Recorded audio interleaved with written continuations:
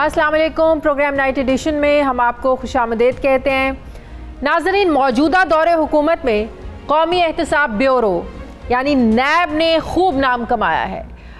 कहीं नेकनामी के दावों में तो कहीं बदनामी के इल्ज़ामात में, यानी साबिक हुक्मरानों से लेकर ब्यूरोक्रेट्स तक करप्शन कहानियों के किरदार बनाए और नैब ने इन्हें पकड़कर जेल में डाला। इस वक्त भी नैब 4 साबिक वज़राए आज़म और 5 वज़राए आला और बेशुमार साबिक और मौजूदा पार्लियामेंटेरियंस के मुकदमात के वर्क पलट पलट कर कुछ ढूंढने में लगी हुई है, लेकिन शायद मिला कुछ नहीं। नैब ये दावा कर रही है कि इस दौरे हुकूमत ने उन्होंने लगभग 350 अरब रुपए की रिकवरी की है, जिसकी तस्दीक प्राइम मिनिस्टर इमरान खान भी बजाते खुद अपनी ट्वीट के जरिए कर चुके हैं। लेकिन सियासी नाक़दीन हत्ता के माहिरीन इन आदाद शुमार को तब तक मानने को तैयार नहीं जब तक कोई फ्रांसिक ऑडिट सामने नहीं आ जाता।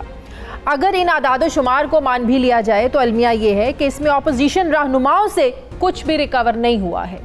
यानी मियाँ नवाज शरीफ और मरियम नवाज के अलावा मियाँ शहबाज शरीफ को money laundering, Ramzan sugar mill case और आशियाना केस में गिरफ्तार किया गया, लेकिन हुआ क्या? बहुत से महीनों की कैद के बाद जमानत पर रिहाई। इसी तरह हमजा शहबाज पर कई माह तक नैब की हिरासत में मुकदमात का सामना उन्हें रहा, लेकिन हुआ क्या? जमानत।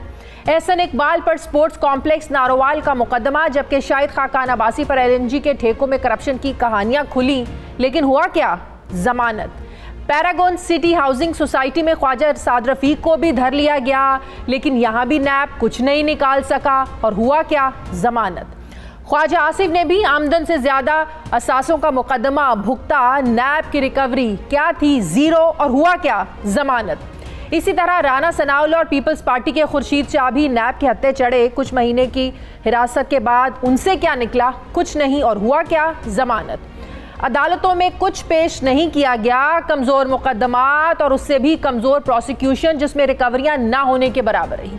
इन तमाम मुकदमात में से अगर नैब कुछ निकाल पाया तो वो था इदारे की बदनामी, नाअहली और जानिबदारी के इल्ज़ामात। ये सब इस हुकूमत में नैब की कारकर्दगी पर बहुत बड़ा एक सवालिया निशान है, और रिकवरी को देखते हुए अपोजिशन के जो इल्ज़ाम है इसमें सदाकत भी महसूस होती है कि नैब को सियासी मकासद के लिए ही इस्तेमाल किया जाता रहा है। हत्ता कि सुप्रीम कोर्ट भी अपने फैसलों में ये लिख चुकी है कि नैब के हवाले से ये तासुर है कि इसे पॉलिटिकल इंजीनियरिंग के लिए इस इदारे को इस्तेमाल किया जाता रहा है, जिसकी वजह से नैब की जो कारकर्दगी है अब ये ज़बान ज़द-ए-आम हो चुकी है।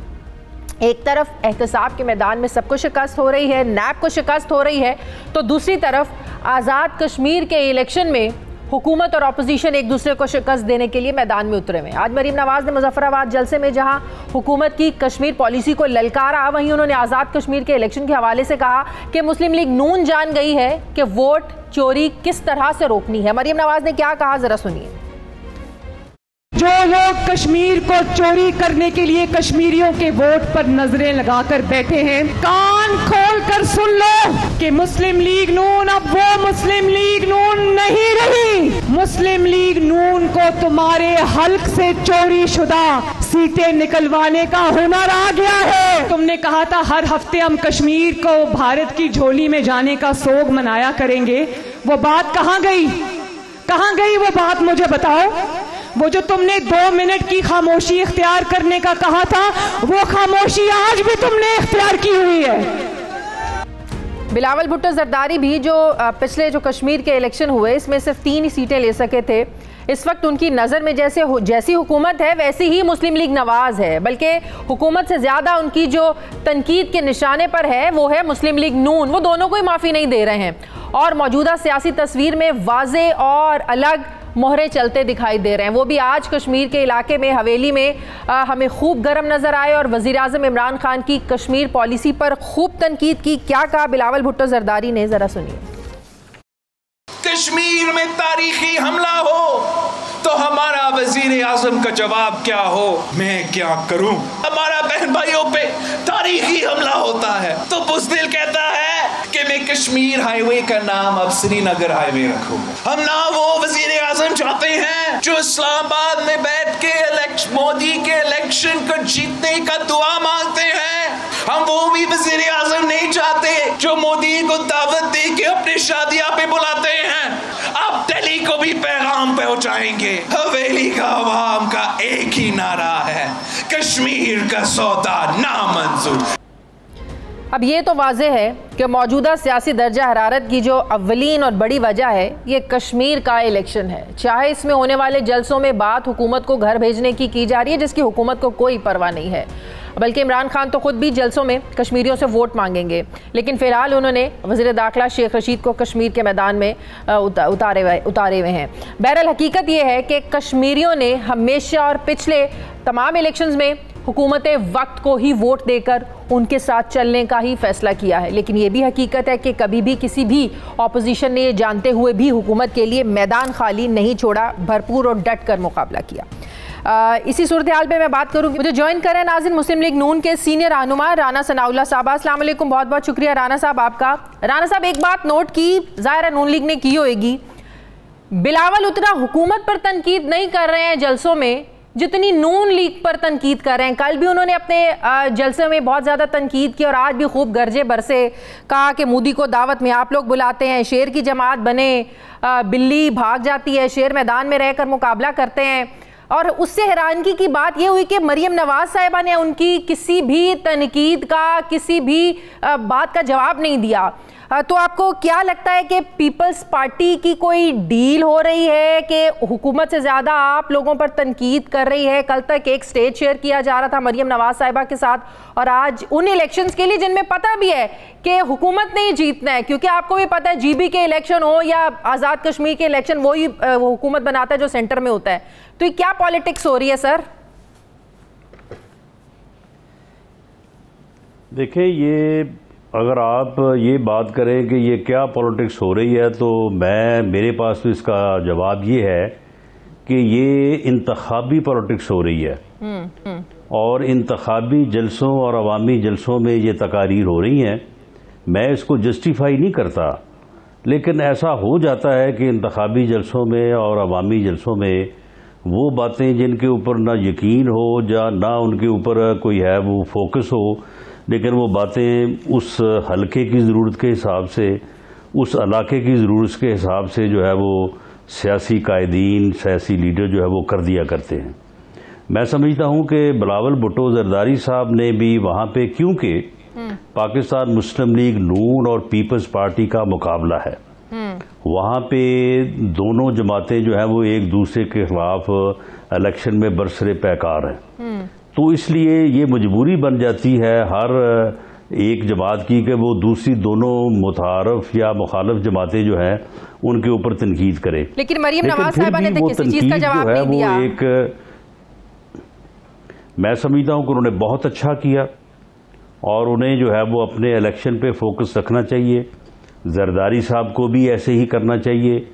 उसकी वजह ये है कि जब मुत्तहिदा अपोजिशन के तौर पे आप पार्लियामेंट में एक जगह पे हैं और आप तावन कर भी रहे हैं, तो ठीक है, ये इलेक्शन जो है एक वक्ती मामला है 25 जुलाई तक। ये आप देख लीजिएगा, 26 जुलाई को पाकिस्तान मुस्लिम लीग नून और पीपल्स पार्टी का बयानिया जो है वो कमोबेश एक ही होगा क्योंकि रिजल्ट आ जाएगा और वही होगा जो हमेशा से होता है, तहरीक इंसाफ हुकूमत बनाने में कामयाब हो जाएगी। राना साहब, कोई तारीख बदलेगी तो नहीं कि बदल सकती है? देखें, तारीख बदलने की हम कोशिश तो करेंगे और तारीख बदलने की कोशिश की भी जानी चाहिए और पूरी हिम्मत लड़ानी चाहिए। और हमें वहाँ से बड़ी उम्मीद है, क्योंकि हमने 5 साल जो है वो AJK के लोगों की बहुत खिदमत की है।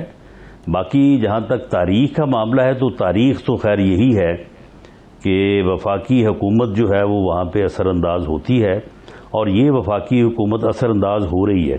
अब देखें कि वज़रा की फ़ौज ज़फ़र मौज जो है वो वहाँ पे पहुँची हुई है। बिल्कुल, हर हलके में कोई ना कोई वज़ीर बैठा है और लोगों को कहा जा रहा है कि जी अगर 1 वोट की लीड होगी तो 1 करोड़ की ग्रांट आएगी, अगर 10 वोटों की लीड होगी तो 10 करोड़ की ग्रांट आएगी। 500 अरब रुपए का जो है, अब आप देखेंगे ये पीटीआई का गंडापुर साहब कर रहे हैं 500 अरब का मेगा तरक्याती पैकेज देने का ऐलान कर रहे हैं। बिल्कुल सही कह रहे हैं आप। तो ये चीजें जो हैं, अब उसके बाद फिर आप कहें कि जी ये फेयर इलेक्शन है और ये जो है अपना जो है ये वोटिंग वाले दिन तो कुछ नहीं हुआ। भाई ये प्री पोल रिगिंग जो है ये वोटिंग वाले दिन से भी ज़्यादा अहम होती है। सही। और पाकिस्तान में तो अक्सर होता ही ये है, तो इसलिए ये कोई फेयर इलेक्शन तो नहीं होने जा रहा। अच्छा, ये फेयर इलेक्शन नहीं होने जा रहा, इस पर भी इसका मतलब है हारने वाली जमात जो है ना वो यही नुक्ता उठाएगी, यही इल्जामात लगेंगे कि धांधली हुई है। अभी इलेक्शन हुए नहीं, लेकिन पहले से ये खदशात हैं। नहीं सुन लें, अगर मैंने 2, 3, 4 बातें जो की हैं जो फेयर इलेक्शन के मुखालिफ हैं, अगर उनमें से कोई बात गलत है तो वो आप मुझे कहें कि जी आपने ये बात गलत की है, ऐसे तो नहीं है। तो सर फिर तो बैठे ना हुकूमत के साथ। और गंडापुर की आपने मिसाल भी दी है। हाँ। तो फिर जो है वो फिर मेरी बात सही हुई। नहीं तो फिर इलेक्शंस को फेयर बनाने के लिए हुकूमत के साथ बैठे ना, इंतखाबी इस्लाहात पे बात करें, उस पर भी आप लोग बैठना नहीं चाहते हैं? नहीं, हम बिल्कुल बैठना चाहते हैं और हमने उनको कहा है कि आप अपनी प्रपोजल जो हैं वो ले जाएं इलेक्शन कमीशन के पास। इलेक्शन कमीशन की जिम्मेदारी है फ्री एंड फेयर इलेक्शन करवाना, हुकूमत ने तो फ्री एंड फेयर इलेक्शन ही करवाना, और वहाँ पे हम अपनी तजावीज़ भी लेके जाएंगे। वो तो सिर्फ मेरा ख्याल है कि कोई इलेक्ट्रॉनिक मशीन बनाने वाली कंपनी के साथ इनका कोई सौदा हुआ है वो उसके पीछे पड़े हुए हैं कि जनाब ये पता नहीं वो कितने 21 या 22 अरब रुपए की वो मशीनें बननी है। चले खोज लगाए ना आप लोग। है कि इनका कोई कमीशन जो है वो ठीक तय हो गया। वो सिर्फ कह रहे हैं कि जी इलेक्ट्रॉनिक मशीनें ले आए। हाँ। वो भाई यहाँ पे तो इलेक्ट्रॉनिक मशीनों का मसला ही नहीं है, यहाँ पे तो प्री पोल रिगिंग है। अब ये जो है अपना ये गंडापुर ये इलेक्ट्रॉनिक मशीन है, ये बिल्कुल सही। ये जीपी के इलेक्शन में भी गंडापुर साहब ने ये किया था और इनके खिलाफ एक्शन लिया गया था और उन्हें वहां से निकाल दिया गया था। ये अभी जब पीटीआई के रहनुमा मेरे साथ होंगे तो मैं उनसे सवाल जरूर उठाऊंगी। आप मुझे एक बात बताएं राना साहब, शहबाज शरीफ और मरियम नवाज के जलसों में एक साथ ना होने की या एक साथ तकरीरें ना करने की कोई खास वजह है? क्योंकि तासुर ये मिल रहा है कि नून लीग जो खेल खेल रही है वो गुड कॉप और बैड कॉप का खेल खेल रही है। मरियम नवाज साहब हैं सख्त लाइन लेने के लिए और शहबाज शरीफ साहब है ज़रा मुफाहमती रवैये के लिए, यहाँ तक कि वो मुफाहमत के लिए एक नए सोशल ऑर्डर के लिए लंदन जाकर नवाज शरीफ साहब के पैर भी पकड़ना चाहते थे। और 2 दिन पहले मरियम नवाज साहब ने कहा क्या हो गया, हम पागल हैं, डील कर ले, इतनी जिद्दोजहद के बाद भी। तो क्या वाकई ऐसा है, सोच समझ कर ये पॉलिसी बनाई है कि चलो कहीं से तो बात बनेगी, या शहबाज शरीफ बात बनवाने में कामयाब हो जाएंगे, या मरियम नवाज का सख्त रवैया काम आ जाएगा? अगर तो सोची समझी पॉलिसी है, समझ में आती है, और अगर नहीं तो फिर तो वाकई कंफ्यूजन नजर आती है बयानिए में कि किसके फैसले प्रिवेल करते हैं पार्टी में। नहीं देखे, पीएमएलएन की जो लाइन है वो तो बड़ी वाज़ेह है। दरअसल या तो कोई समझना नहीं चाहता, या फिर जिस तरह से मैंने कहा कि इंतखाबी जलसों की कुछ रिक्वायरमेंट्स होती हैं, तो टॉक शो या प्रोग्राम करने की भी कुछ रिक्वायरमेंट होती है, तो इसलिए समझा नहीं जाता। हमारा पीएमएलएन का जो बयानिया है, जो मौक़िफ़ है, वो तो जी वो बड़ा वाज़ेह है। पाकिस्तान मुस्लिम लीग नून का मौक़िफ़, उसका बयानिया ये है कि सिविलियन बालादस्ती होनी चाहिए, वोट की इज्जत यानी अवामी मैंडेट को तस्लीम किया जाए, ना कि तब्दील किया जाए, और फ्री एंड फेयर इलेक्शन जो है वो कौम को दिए जाए। बिल्कुल सही कह रहे हैं आप। अब इसकी तरफ जाने के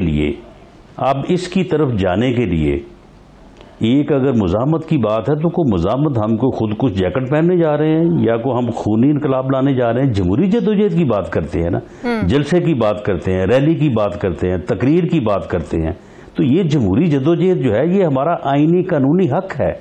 ये आइन हमें इस जदोजहद को करने की, जिसको मुजामत का नाम दिया जा रहा है, आइन हमें हक देता है। और अगर हम ये कहते हैं कि भाई गुफ्तगू होनी चाहिए, मुशावरत होनी चाहिए, अफ़हाम व तफ़हीम होना चाहिए, तो हम कोई डील करके नहीं कह रहे। डील तो हम तब करें हम अगर इस बुनियादी मकसद से, इस बयानी से पीछे हटे, इसके ऊपर कंप्रोमाइज करें। अगर डील को कंप्रोमाइज के मानों में आप इस्तेमाल करते हैं तो नो डील। तो मरियम नवाज ने यही कहा। और अगर आप ये चाहते हैं कि इस मकसद, मरियम नवाज साहिबा तो मुफाहमत के मायनों में भी इस्तेमाल नहीं करना चाहती। जी मुफाहमत से मुराद भी जो है वो यानी कंप्रोमाइज लिया जाता है।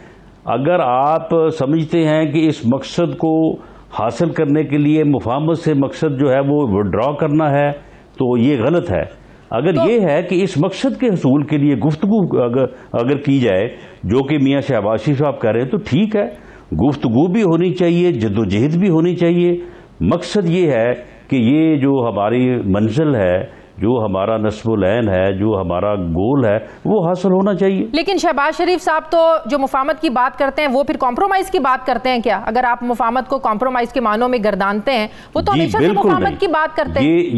ये बात नहीं, देखें, ये बात जो है, अगर मियां शहबाज शरीफ साहब ये कहते हैं कि वोट की इज्जत, सिविलियन बालादस्ती और फ्री एंड फेयर इलेक्शन के लिए जो है वो बात की जा सकती है और इस बात को इंश्योर किया जा सकता है, तो इट मीन नो कॉम्प्रोमाइज। हमारा मकसद तो वही है। अगर वो बात करने से हासिल हो तो हमें खामखा जो है वो नारे लगाने की या खामखा किसी से लड़ने की तो जरूरत नहीं है। लेकिन अगर उस के हसूल तो दो लाइनें तो है ना राना साहब, ये तो माने है तो हम उसके लिए तैयार हैं। ये आप कह दें कि अपनी अपनी सोच हो सकती है, लेकिन दो राइट लेफ्ट लाइनें तो हैं पार्टी में। मरीम नवाज साहब की, साहिबा की एक और शहबाज शरीफ साहब की एक है। नहीं देखें, सुन लें जिस बात, जो हमारा बयानिया है, जो हमारा मौक़िफ़ है, उसमें कत्तन मियाँ शहबाज शरीफ हो, मियाँ नवाज शरीफ हो, कोई और हो, ना फ्री एंड फेयर इलेक्शन से मुतल्लक, ना वोट को इज्जत या सिविलियन बालादस्ती के मुतल्लक कोई अभाम नहीं है। हाँ, उसको हसूल के लिए जो है वो एक रास्ता जो है वो तरीक़ेकार मुख्तलिफ है, सियासी जदोजहद का है, दूसरा जो है वो सियासी मुज़ाकरात का है। मैं तो समझता हूँ दोनों होने चाहिए। सियासी तौर पे बात भी होनी चाहिए और मान गए ना फिर दो रास्ते हैं। अच्छा, ये नहीं, रास्ते से मुराद ये है कि देखें, मैदान जंग में भी जब आप एक दूसरे के बरसे पैकार होते हैं तो मुज़ाकरात, गुफ्तगू तो उस वक्त भी होती है। सही। पीडीएम का क्या मकसद रह गया राना साहब? क्या अभी भी पीडीएम इस्तीफे देना चाहती है? पीडीएम में जो मरीम नवाज जिस तरीके से लीड करती थी या जिस तरीके से एक सख्त लाइन लेती थी, इस्तीफों की बात करती थी, शहबाज शरीफ साहब ने तो ऐसी परसों जलसे में कोई बात की नहीं है, ना वो सख्त लाइन ली, ना इस्तीफों की बात की, बल्कि उन्होंने आवाम से कहा कि वोट की ताकत से हम इनको जो है ना वो बाहर निकालेंगे इक़्तिदार से। उन्होंने किसी धरने की बात नहीं की, किसी एहतजाज की बात नहीं की। तो मेरा सवाल ये कि पीडीएम का मकसद रह के गया है क्या? क्यों अब पीडीएम जो है वो जलसे कर रही है? क्या हासिल करना चाहते हैं, या सिर्फ अपने वोटर को जिंदा रखने के लिए, सियासत को जिंदा रखने के लिए जो साल डेढ़ साल रह गया है? देखिए, सियासत को जिंदा रखना, अपने वोटर को जिंदा रखना, अपने वर्कर को मुतहर्रिक रखना, ये तो हर सियासी जमात का एक बुनियादी मकसद होता है। इससे तो पीछे नहीं हटा जा सकता। लेकिन पीडीएम किसी और मकसद के लिए बनी थी सर। की ताकत तो नहीं, पीडीएम जो है वो इसी मकसद के लिए बनी थी कि आवाम को जो है वो इस जाली और जो है वो यानी इंतखाबी धांधली के नतीजे में बनने वाली हुकूमत से मुतल्लिक जो है वो आवाम को आगाह किया जाए, और उससे हमें बड़ा फ़ायदा हुआ। अच्छा, अवामी शऊर जो है वो बढ़ा, और पीटीआई जो है वो हर ज़िमनी इलेक्शन में इसको मार पड़ी है। और अब आप देख लीजिएगा कि जब भी जनरल इलेक्शन होंगे इंशाअल्लाह ताला, जो कि हमारी कोशिश भी है और हमें नज़र भी आ रहा है कि बहुत जल्द होंगे, तो ये पीटीआई का जो है वो बिल्कुल सफाया हो जाएगा।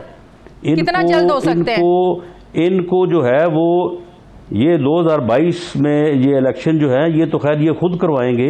अच्छा। क्योंकि उन्होंने बजट जो है वो इलेक्शन बजट दे दिया है, तो इनका ना सिर्फ सफाया होगा, ये इलेक्शन कैंपेन नहीं कर सकेंगे। सही।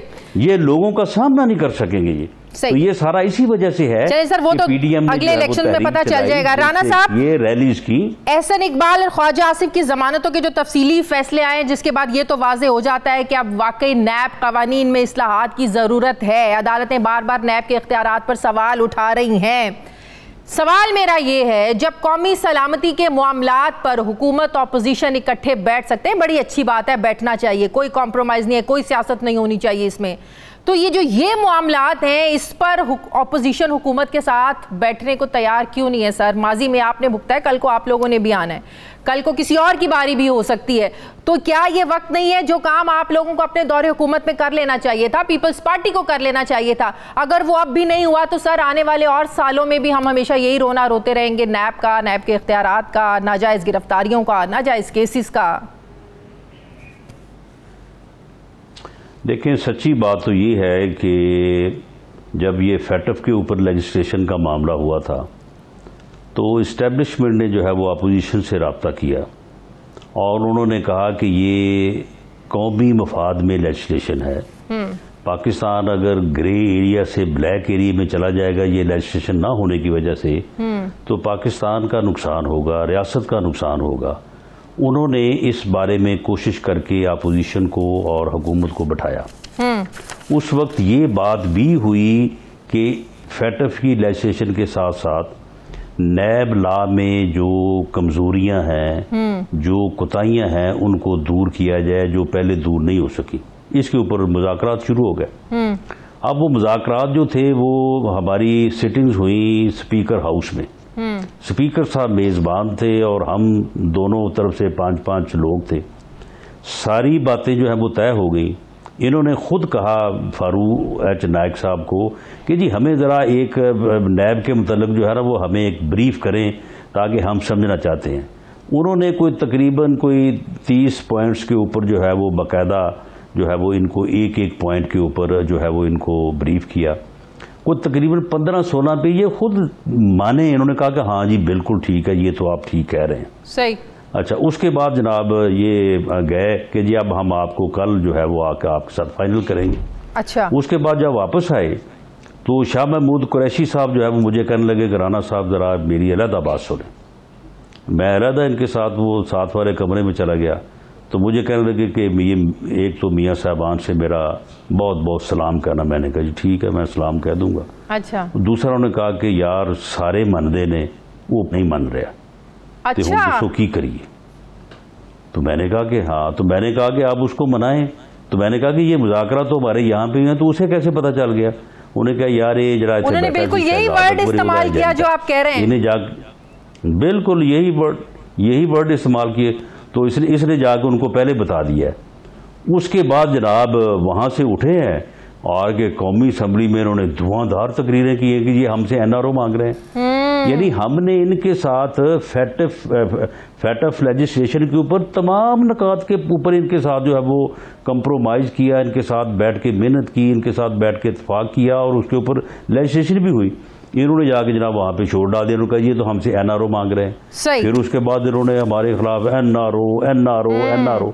तो आप मुझे ये बताएं कि इनके साथ हम बैठ के क्या बात करें? बिल्कुल सही, बिल्कुल सही। इसका मतलब एनआरओ की बातों में कोई सच्चाई नहीं है, जो हर ब्रीफिंग में, हर प्रेस कॉन्फ्रेंस में जो गर्दानती है हुकूमत कि जब भी इंतखाबी इस्लाहात पर बात होती है, जब भी नैब कवानीन पर बात होती है, अपोजिशन एनआरओ मांगना शुरू हो जाती है। बहुत बहुत शुक्रिया। मुस्लिम लीग नून के सीनियर रहनुमा राना सनाउल्लाह साहब मेरे साथ थे। नाज़रीन मुझे ब्रेक लेनी है, वापस आते हैं एक छोटे से वक्फे के बाद।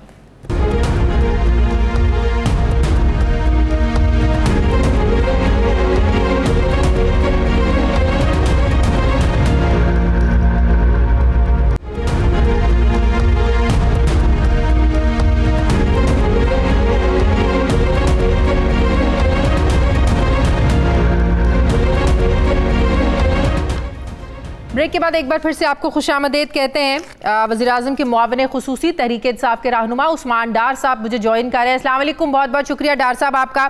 डार साहब, सबसे पहले तो मुझे ये बताइएगा, इलेक्शन आज़ाद कश्मीर में जो इंतखाबी मुहिम चल रही है, ये गंडापुर साहब पहले जीबी में जब इलेक्शन थे वहाँ पर भी जाके अनाउंसमेंट करते थे, पैकेजेस का ऐलान करते थे, फिर उस पर एक्शन भी हुआ, फिर उन्हें वहाँ से फारिग भी किया गया। अब वही काम वो आज़ाद कश्मीर के इलेक्शन इंतखाबी मुहिम के दौरान कर रहे हैं। वो अनाउंस कर रहे हैं कि पीटीआई की हुकूमत कायम होते ही 500 अरब का मेगा तरक्याती पैकेज देंगे, डैम मुतासिरीन को प्लॉट्स देने के वो वादे कर रहे हैं। ये तो ज़ाब्ते इखलाक की खिलाफ वर्जी है। और आज फिर कुछ इलेक्शन कमीशन के लोगों से बात हो रही थी, वो कह रहे थे कि 3 साल की सज़ा हो सकती है, डिस्क्वालीफाई किया जा सकता है, इस पर इलेक्शन कमीशन एक्शन ले सकता है। तो दूसरों को तो आप लोग दर्स देते हैं मेरिट के, शफाफियत के, खुद आप लोग क्या कर रहे हैं वहां पर आज़ाद कश्मीर के इलेक्शंस में? देखिए शाजी, अगर आप माजी के आज़ाद जम्मू कश्मीर के इलेक्शन निकाल लें तो उसमें आप देख लें, जब पीएमएलएन ने लास्ट इंतखाबात में, उन्होंने पिछले इंतखाबात में जो हुकूमत बनाई, उन्होंने क्या तकरीरें की थी। जब पीपल्स पार्टी ने बनाई हुकूमत वहां उन्होंने क्या तकरीरें की थी। आपने उनका मुकाबला देखिए, आज़ाद जम्मू कश्मीर का जो नहीं मुकाबले की बात नहीं मैं कह रहा हूँ, मैं असल बात पे आ रहा हूँ। देखिए, आज़ाद जम्मू कश्मीर का एक अपना इलेक्शन कमीशन ऑफ पाकिस्तान है। उनका जो अपना इलेक्शन कमीशन है, तो इसलिए क्या कहते हैं वहाँ हमारे वाले लॉज तो अप्लाई होते नहीं है। मैं भी वहाँ जाकर कंपेन कर सकता हूँ, इसलिए इस पे कोई ऐसा हर्ज नहीं है। पहले तो कोई ऐसी वायलेशन हो नहीं रही। वहाँ का कानून देखें, वहाँ के इलेक्शन कमीशन का, वहाँ भी इसको ज़ाब्ते इखलाक की खिलाफ वर्जी ही गर्दाना जाता है। सर पढ़े वहाँ का कानून। तो देखिए वहाँ बिलावल भी तकरीरें कर रहे थे, आज भी बिलावल तकरीरें कर रहे हैं, तो ये मैं नहीं समझता ये बिलावल हुकूमत में नहीं है सर। हुकूमत में नहीं है तो क्या इससे क्या हो जाएगा?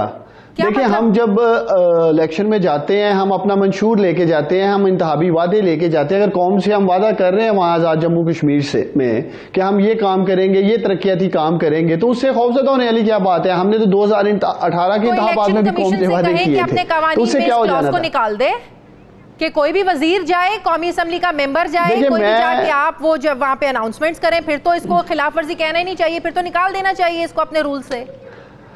हम तो रूल्स की बात कर रहे हैं। देखिए मैं समझता हूं कि हमारी देखिए मैं समझता हूं कि अपोजिशन को तगड़ा होकर इलेक्शन लड़ना चाहिए, मैदान में आए। ये क्या छुपने की कोशिश कर रहे हैं? अली मीन गंडापुर से डर गए हैं, अभी तो हमारे leader prime minister Imran Khan नहीं है पहुंचे हैं।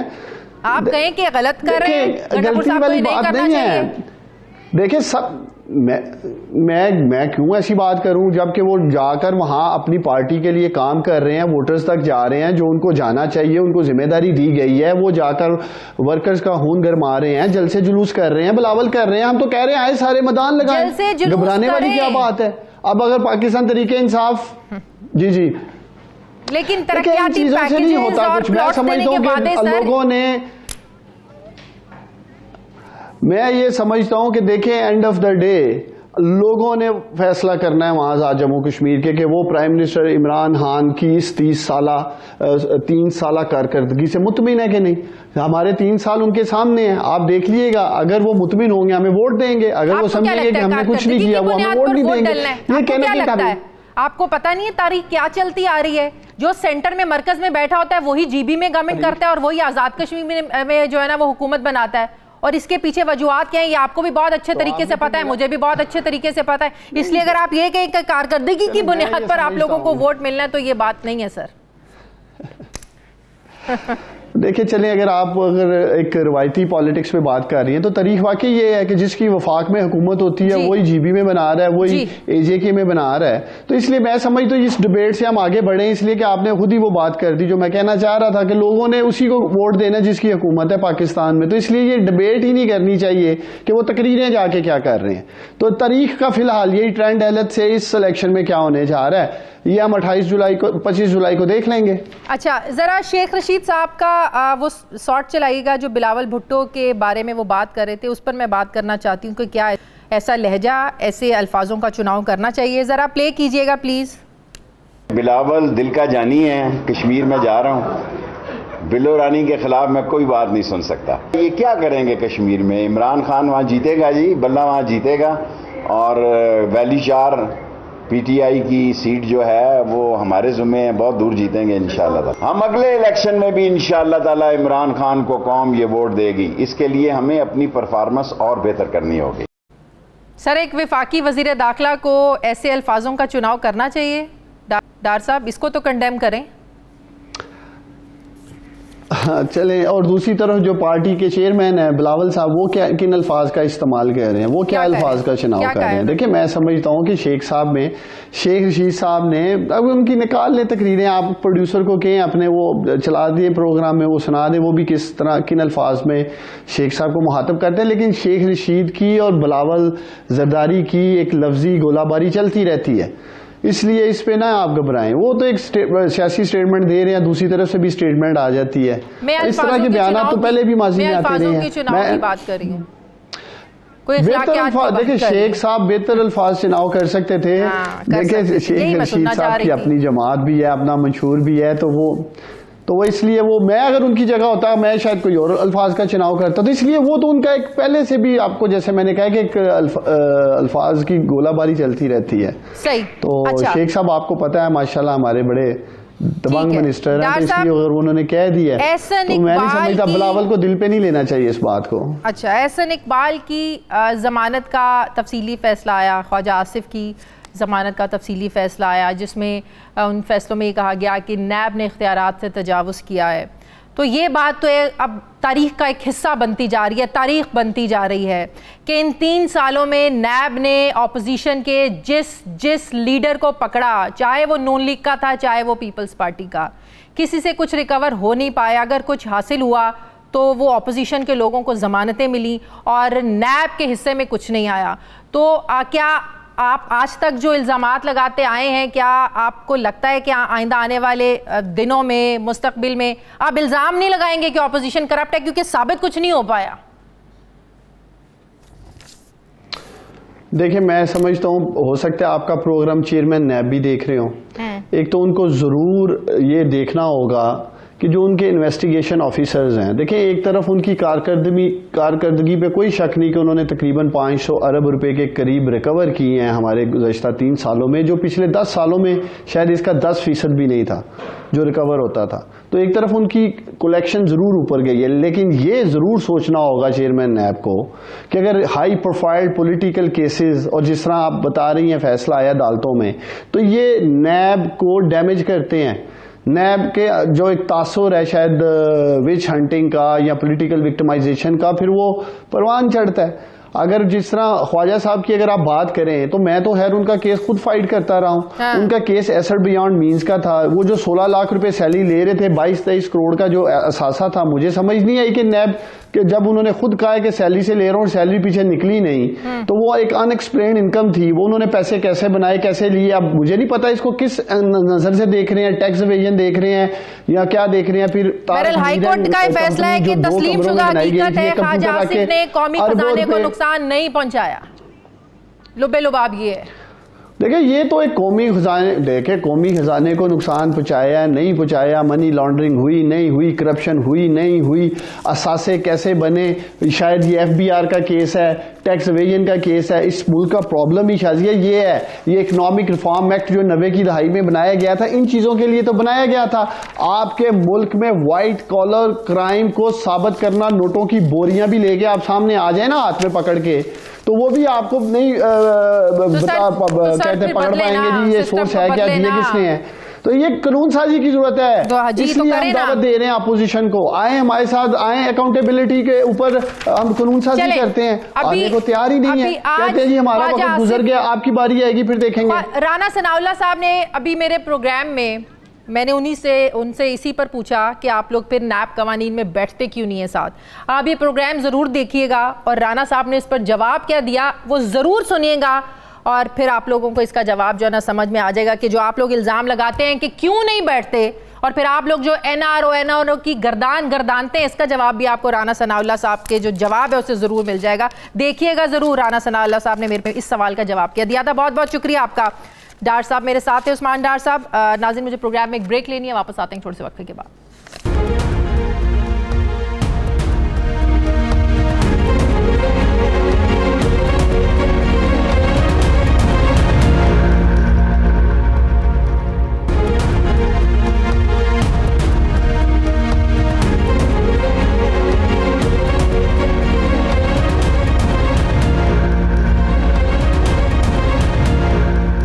ब्रेक के बाद एक बार फिर से आपको खुशामदीद कहते हैं। नाज़रीन, माजी में नाराज़ बलोचों को कौमी धारे में वापस लाने के लिए मुख्तलिफ अदवार में हुकूमतों की जानिब से मुतादिद कोशिशें की गईं। गुज़श्ता दौरे हुकूमत में मुस्लिम लीग नून ने नाराज़ बलोच रहनुमाओं से बात करने के लिए पुरअमन बलोचिस्तान नामी मनसूबे की मंजूरी दी, तो पाकिस्तान पीपल्स पार्टी ने इसके लिए आगाज़ हुकूक बलोचिस्तान पैकेज का अपने दौरे हुकूमत में ऐलान किया। मगर कोई हुकूमत भी नाराज़ बलोचों को मनाने या फिर कौमी धारे में वापस लाने में कामयाब होती नज़र नहीं आई, जिसकी एक वजह जहां हिकमत अमली का फुकदान है तो दूसरी तरफ बलूचिस्तान के जो सिक्योरिटी मामलात हैं, सियासी मसाइल हैं, एहसास महरूमी है, ये बहुत बड़ी वजूहात हैं।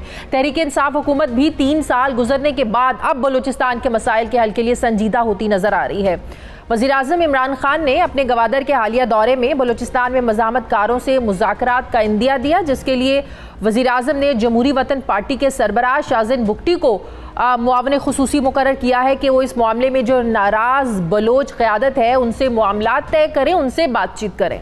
ज़रा ये भी दावा कर रहे हैं कि हुकूमत के नाराज़ बलोच सरदारों से अब पसे पर्दा राब्ते गुज़श्ता 1 साल से जारी हैं, जिनमें बुगटी, मरी और दीगर कबाइल के वो लोग भी शामिल हैं जो इस वक्त लंदन में हैं, जर्मनी, स्विट्ज़रलैंड और दीगर ममालिक में मुकीम है। ताहम हुकूमत ने यह फैसला भी किया है कि उन अनासर से बातचीत नहीं होगी जिन्होंने पाकिस्तानी पासपोर्ट को सरेंडर किया है और भारत के साथ राब्ते में रहकर मुल्क दुश्मन एजेंडे पर काम कर रहे हैं। अब सवाल ये है कि क्या तहरीक इंसाफ की हुकूमत नाराज़ बलोचों से बातचीत करने और इन्हें कौमी धारे में वापस लाने में कामयाब होगी? मुज़ाकरात के लिए हुकूमत की क्या शराइत होंगी और फिर नाराज़ बलोचों की जो शराइत हैं वो किस हद तक फुलफिल की जा सकती हैं? कितनी फ्लेक्सिबिलिटी हुकूमत दिखा सकती है? और शाहज़ैन बुगटी को जो टारगेट दिया गया है वो इसको अचीव करने में किस हद तक कामयाब होंगे? मुझे ज्वाइन करें नाज़रीन सीनियर सहाफ़ी तज्ज़ियाकार सलीम साफ़ी साहब। अस्सलाम वालेकुम, बहुत बहुत शुक्रिया साफ़ी साहब आपका। साफ़ी साहब, बलूचिस्तान के मसाइल को लेकर हुकूमत जो इनिशिएटिव ले रही है, चलें 3 साल के बाद ले रही, आखिर हुकूमत को ख्याल तो आया, खासकर नाराज़ बलोचों को मनाने का जो टारगेट दिया गया है, जिसकी जिम्मेदारी सौंपी गई है नवाब अकबर बुगटी के पोते शाहज़ैन बुगटी को, और कहा जा रहा है कि जो राब्ते थे नाराज़ कुव्वतों से बात करने के, नाराज़ बलोचों से बात करने से पिछले 1 साल से जारी है। माजी के मुकाबले में ये कोशिशें आपको कितनी जेन्युइन लग रही हैं और कितनी कामयाब होती हुई लग रही हैं और कितनी संजीदा लग रही है वाकई हुकूमत? शायद मेरे ख्याल में तो इस हवाले से जो थोड़ी बहुत संजीदा और जेन्युइन कोशिशें हुई थी वो डॉक्टर मालिक साहब और मीर हासिल बिजेंजो साहब ने किए थे जब शुरू में वो वज़ीर आला बने, क्योंकि उन्होंने बैरून मुल्क मुकीम जो ये मिलिटेंट हैं उनसे बराह रास्त भी बातचीत की थी और यहाँ पे भी बहरहाल उनकी हैसियत और उम्र और मुकाम और मर्तबा ऐसा था। मसलन मालिक साहब वज़ीर आला थे और जो मीर हासिल बिजेंजो साहब थे वो बिजेंजो साहब के साहबजादे होने के साथ साथ अपनी पार्टी के भी सरबराह थे और इस हवाले से बलोचों के राइट्स के हवाले से उनकी एक जद्दोजहद भी थी, इसलिए दूसरी पार्टी भी निस्बतन उनकी बात को सीरियस ले रही थी। लेकिन अनफॉर्चुनेटली कि वो मामला उस वक़्त कामयाबी से हमकिनार नहीं हो सका और आखिर में आके उनको भी वो सिलसिला तर्क करना पड़ा। सही।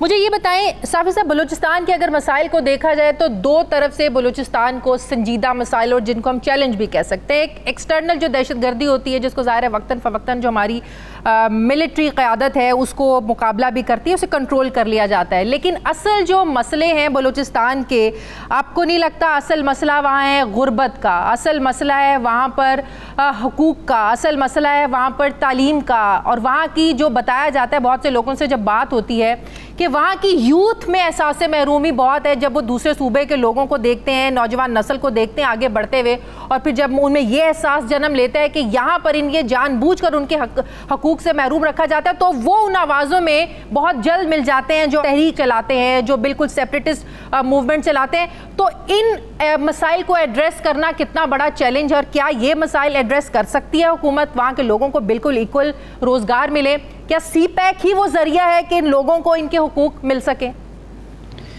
देखिए शाजिया, एक तो ये है कि यकीनन ये जितने फैक्टर्स आपने बयान किए ये सब फैक्टर्स अपनी अपनी जगह पे है। लोग खुद जेन्युइन इंतखाब के नतीजे में वो खुद इक़्तिदार में आ जाएं तो ये सारे मसाइल उनको खुद ब खुद मालूम होंगे कि अच्छा इस रियासत की कैपेसिटी कितनी है, इसके वसाइल कितने हैं, उसमें मेरा हिस्सा कितना मिलता है। लेकिन जब आप पॉलिटिकल मैनेजमेंट करके उनको सियासी नुमाइंदगी से भी महरूम कर देते हैं तो फिर वो मसाइल मज़ीद शदीद हो जाते हैं। और बदकिस्मती से 2018 के इलेक्शन में जितनी पॉलिटिकल मैनेजमेंट की गई, मसलन अब हर किसी को पहले से पता था कि जी जाम कमाल साहब को वज़ीर आला बनाया जाएगा और उसको बलूचिस्तान के लोग जेन्युइन इलेक्शन मानने को तैयार ही नहीं है। सही। और सिर्फ उनके और PTI के सिवा बाकी सब लोगों ने उस इलेक्शन को मुस्तरद कर दिया था। तो फिर आप अगर उसी तरह के सेटअप के ज़रिए उनकी महरूमियों को दूर करना चाहेंगे तो न उनको वो कोई वक़्त देते हैं, न उनकी बातों पे यकीन करते हैं, जिसकी वजह से दीगर फैक्टर्स के नतीजे में जो महरूमियाँ होती हैं वो भी मज़ीद बढ़ जाती हैं। ठीक है, बहुत बहुत शुक्रिया सीनियर सहाफ़ी सलीम साफ़ी साहब मेरे साथ थे। नाज़रीन, मुझे ब्रेक लेनी है, वापस आते हैं थोड़े से वक्फे के बाद।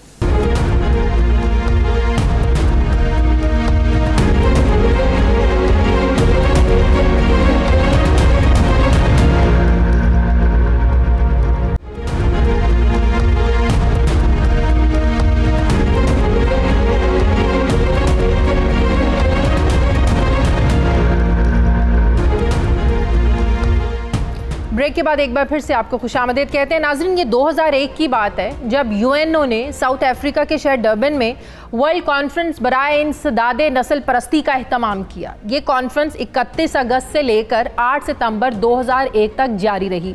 कॉन्फ्रेंस का बुनियादी एजेंडा जो था वो था गुलामी, नस्ली असबियत, तासुब, ग़ज़ाई किल्लत और दूसरी क्लास के शहरियों की हैसियत और इजराइल फ़लस्तीन तनाज़ा था। कॉन्फ्रेंस में जब इजराइल फ़लस्तीन तनाज़े का मौजू शुरू हुआ तो अमेरिका और इजराइल ने उस कॉन्फ्रेंस का बाइकॉट कर दिया। फिर बाद में 2009 में डर्बन कॉन्फ्रेंस हुई, 2011 में दूसरी और तीसरी मीटिंग का फिर इनेकाद किया गया, मगर इन कॉन्फ्रेंसेस में भी कनाडा, ऑस्ट्रेलिया, अमेरिका और इजराइल समेत दर्जन भर के करीब ममालिक ने बाइकॉट किया। इन ममालिक ने यह एतराज़ उठाया कि इस किस्म के इक़दामात से फ्रीडम ऑफ स्पीच पर कदगन लगेगी और ये किसी भी इंसान का बुनियादी हक है। यानी इन ममालिक ने ब्लास्फेमी लॉज के हवाले से फ्रीडम ऑफ स्पीच का बहाना बनाकर बिल्कुल इसका बॉयकॉट कर दिया। 2020 में भी अक़वाम मुत्तहिदा की जनरल काउंसिल में नस्ली इम्तियाज़ के खात्मे की करारदाद पर वोटिंग हुई, जिसमें 193 ममालिक के नुमाइंदे मौजूद थे। 106 ममालिक ने हिमायत में वोट डाला, 14 ममालिक ने मुखालिफत में, जबकि 44 ने वोटिंग में हिस्सा नहीं लिया और 29 ममालिक ने इजलास में शिरकत ही नहीं की थी। अब इस डर्बन कॉन्फ्रेंस की जो चौथी मीटिंग है ये सितंबर 2021 में यानी 2 महीनों के बाद होने जा रही है, जिसमें शमूलियत के हवाले से कनाडा, अमेरिका और इसराइल ने अभी से इनकार कर दिया है, जबकि बरतानिया का नाम भी इन ममालिक की फहरिस्त में आ रहा है जो कॉन्फ्रेंस में शरीक नहीं होंगे। इस वक्त ऑस्ट्रेलिया, कनाडा, बरतानिया और अमेरिका में लोग सड़कों पर हैं और डर्बन कॉन्फ्रेंस बाइकॉट मुहिम को चला रहे हैं। पूरा एक प्रोपेगेंडा चल रहा है, पूरी एक साजिश हो रही है। अब ये लोग कहते हैं कि यहूदियों के खिलाफ होने वाली इस मीटिंग का बॉयकॉट किया जाए। दूसरी तरफ कनाडा में बोर्डिंग स्कूलों से कदीम मकामी बच्चों की हज़ारों कब्रें बरामद होने पर एहतजाज जो हुआ था, ये आप सब लोगों को याद होगा, ये जो वाक़या सामने आया था। इस एहतजाज के दौरान मुजाहिरीन ने बरतानिया के बादशाहों और मलिकाओं के मुजस्समों को गिरा दिया और उन पर कालक मल दी, जिस पर बरतानवी वज़ीर-ए-आज़म बोरिस जॉनसन ने इस अमल को मुजस्समों की बेहुरमती करार दिया था और बादशाहों और मलिकाओं की मूर्तियों की तज़लील और तोड़फोड़ पर 10 साल कैद की सज़ा का कानून भी पेश किया।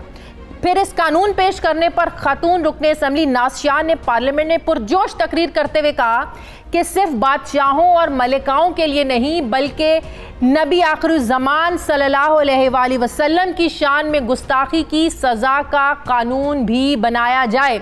उन्होंने कहा कि कुछ लोग नामूसे रिसालत के हवाले से खाकों पर कहते हैं कि ये तो सिर्फ कार्टून है। मैं कहती हूँ कि कनाडा में जिनकी तज़लील की गई वो भी सिर्फ मट्टी, गारे और लोहे से बनी हुई मूर्तियाँ थीं, ना वो बादशाह जिंदा हैं ना ही वो मलिकाएं जिंदा हैं। लिहाजा दुनिया में आने वाली सबसे ज़्यादा काबिल ज़िक्र और ख़ूबसूरत हस्ती हज़रत मोहम्मद मुस्तफ़ा सल्लल्लाहु अलैहि वसल्लम की शान में गुस्ताखी करने पर सज़ा का कानून बनाया जाए। नाज़रीन, बात यह है कि मगरबी ममालिक ख़ास तौर पर अमेरिका और यूरोपीय यूनियन जैसा कि फ्रांस जैसे ममालिक फ्रीडम ऑफ स्पीच और बुनियादी इंसानी हुकूक़ के हवाले से अक्सर आवाज़ को बुलंद करते हैं, बल्कि अपने आप को इंसानी हुकूक़ का ठेकेदार कहलवाना पसंद करते हैं।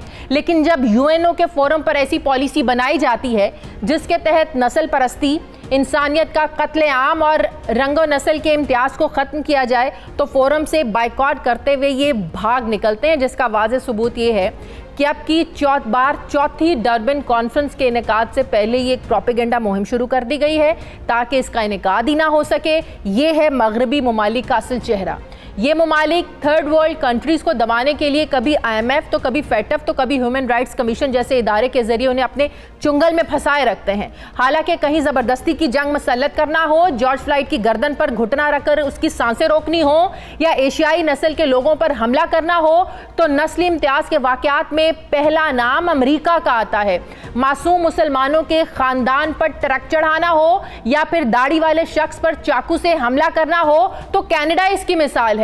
फ्रीडम ऑफ स्पीच का बहाना बनाकर हज़रत मोहम्मद मुस्तफ़ा सल्लल्लाहु अलैहि वसल्लम के तौहीन आमेज़ खाके बनाने हों और मुसलमानों को दहशतगर्द जाहिर करना हो तो फ्रांस इसमें पेश होता है। मगर जब अमन कायम करने की बात हो, जब लोगों को हुकूक मुहैया करने की बात हो और मासूम लोगों के कत्ल से गुरेज करने की बात हो तो ये नाम नेहाद अमन के दाई और दुनिया के ह्यूमन राइट्स ठेकेदार बायकॉट कर जाते हैं। ये है मगरिबी दुनिया का असल चेहरा। इसी पर नाज़रीन मैं बात करूंगी। मुझे ज्वाइन कर रहे हैं अमेरिका से मुनीर अकरम साहब, अक़वाम मुत्तहिदा में मुस्तकिल मंदूम हैं। अस्सलाम वालेकुम, बहुत बहुत शुक्रिया मुनीर अकरम साहब आपका। मुनीर अकरम साहब, जैसा कि मैंने अपने इंट्रो में भी कहा, ऑस्ट्रेलिया, अमेरिका, इजराइल, कनाडा, बरतानिया ह्यूमन राइट्स की बात तो बहुत करते हैं, लेकिन जब यूएनओ की तरफ से इन इश्यूज़ पर इनको डिस्कस करने के लिए, इनको एड्रेस करने के लिए इन ममालिक को बुलाया जाता है तो ये लोग भाग जाते हैं, बायकॉट कर जाते हैं। सर जी, ये बहुत, जैसे आपने भी खुद जिक्र किया, ये पुरानी कहानी है जहां पहले डरबन कॉन्फ्रेंस से शुरू हुई है, जहां डरबन कॉन्फ्रेंस में जो प्रपोजल था कि फॉरेन ऑक्यूपेशन को उन्होंने एक तहत से रेसिज्म के साथ उन्होंने इक्वेट किया था।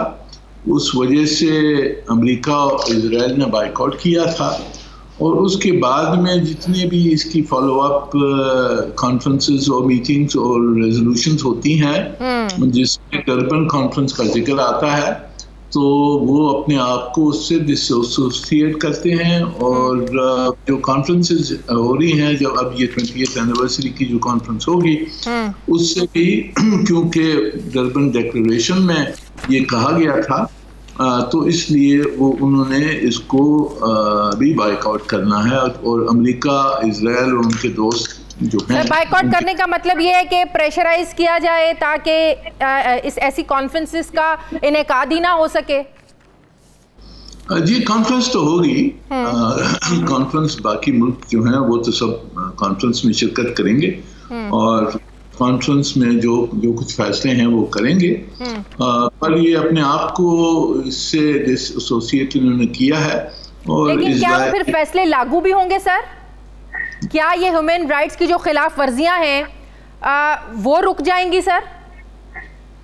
नहीं जी, ह्यूमन राइट्स की खिलाफ वर्जियां हैं वो तो जारी रहेंगी। और जो हमने जो कुछ करना है इसके ऊपर, तो वो तो अब बायलैटरली करना है, मल्टीलैटरल कॉन्फ्रेंस से ह्यूमन राइट्स काउंसिल में करना है, यूनाइटेड नेशंस में इसकी खिलाफ वर्जी हम करते रहते हैं। और हम बताते हैं कि डबल स्टैंडर्ड्स हैं, जैसे आपने जिक्र किया कि बिल्कुल डबल स्टैंडर्ड्स हैं।